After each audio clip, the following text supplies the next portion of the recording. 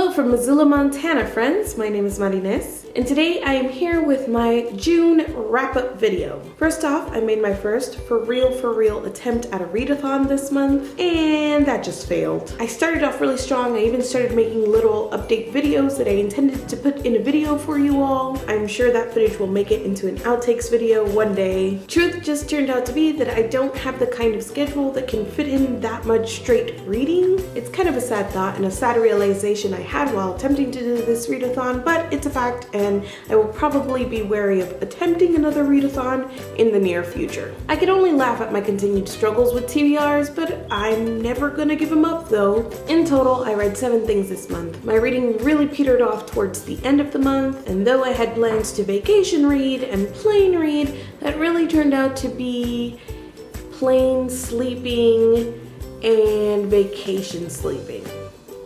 No regrets.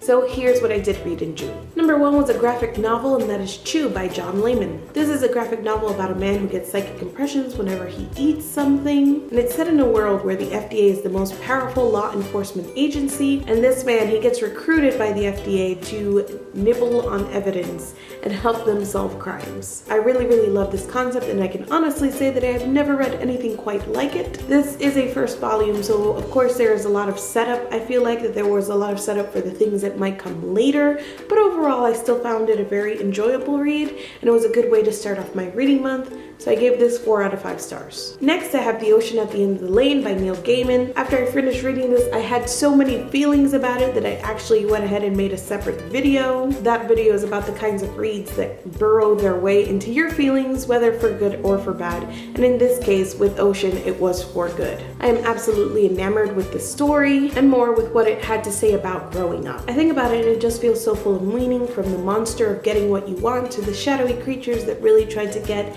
the main character to give up and to lose hope. It was definitely strange and probably not for everyone because of that, but I loved it. It was a 4-star read for me when I finished it, and I can't even remember what my thinking was at that time, but at this moment I feel very confident in saying that it is absolutely 5 out of 5 stars for me. Next is Saint Anything by Sarah Dessen. I honestly forgot what the story was even about before I went to look back at my review, and that's when the details kind of came flooding in, but I'm not confident that in a year from now that I would even be able to remember those details. It truly is so easy to read her words, but to me there wasn't anything particularly stand out about the characters or the story. I enjoyed it while I read it, so it was 3 out of 5 stars. Next, I have The Book of Lost Things by John Connolly. Right off the bat, I'll say that I gave this 4 stars, but I loved it more than that probably leads you to believe. There were a few storytelling quirks, but at the end of the day, I love fairy tales, and this was right up my alley.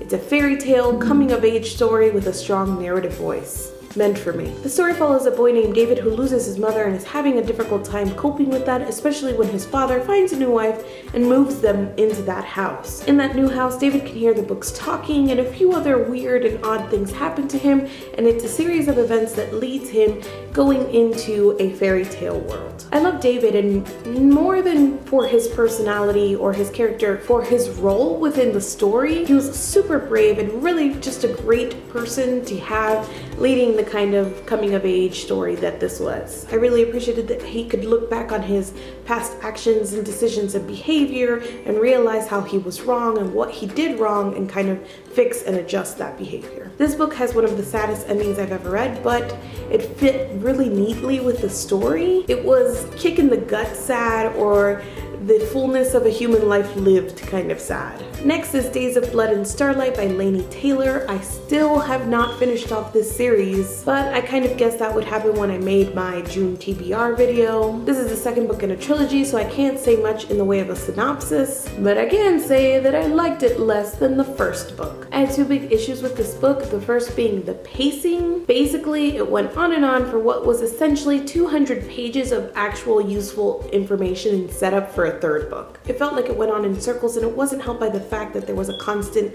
switch in point of view in the narration. My second issue is more of a pet peeve, and that is that the driving factor in a lot of the conflict in this book was based on people not using their words. I feel like having a bunch of characters wanting to say something but stopping themselves is such a flimsy way to keep the resolution at bay. Karu was really conflicted in this book, and it made her character fall into something that I appreciated less than what she was in the first book. It isn't that her feelings weren't valid, but only that she made decisions and she did things that I just had a hard time really backing her up for. Taylor's writing is still beautiful and her world is full and very alive, so in all I gave this 3 out of 5 stars. For Latino lit picks this month, Sarai, Sophia, and I read We the Animals by Justin Torres. I really enjoyed this in a this is destroying my feelings kind of way. Torres did a really good job letting you know from the outset that things weren't going to end well, and he didn't do it in so many words, but he created this mood and atmosphere where you just knew that things were not probably going to work out for this family. What ended up happening at the end was almost a little bit too out of left field, but everything else worked so great that the main impression that I took away from the book was a positive one. It is essentially a story of 3 brothers growing up in Brooklyn with a Puerto Rican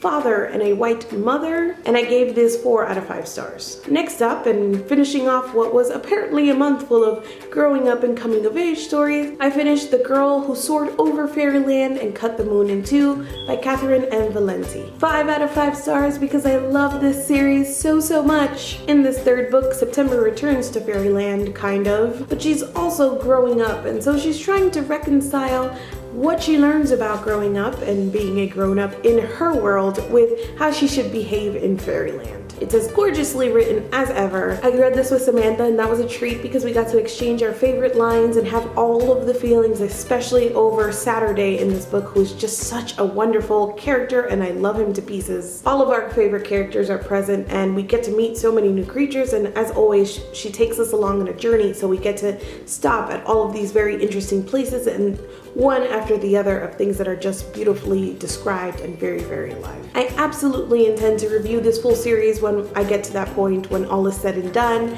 but I don't know how, because this is one of those things that you love, but you can't actually explain or say why you love. You love so much you have no words. But we'll see. I will work on that. I have time.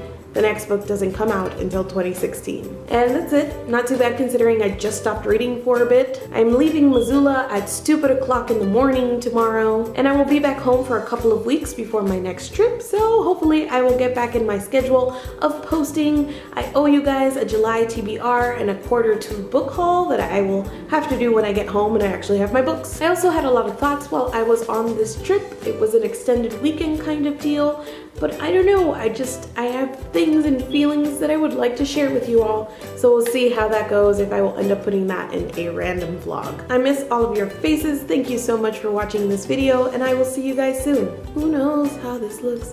Not me. I'm just gonna keep switching it up. I can't actually tell if this lighting is any good. I'm really bad at this. Lighting is not my strong suit.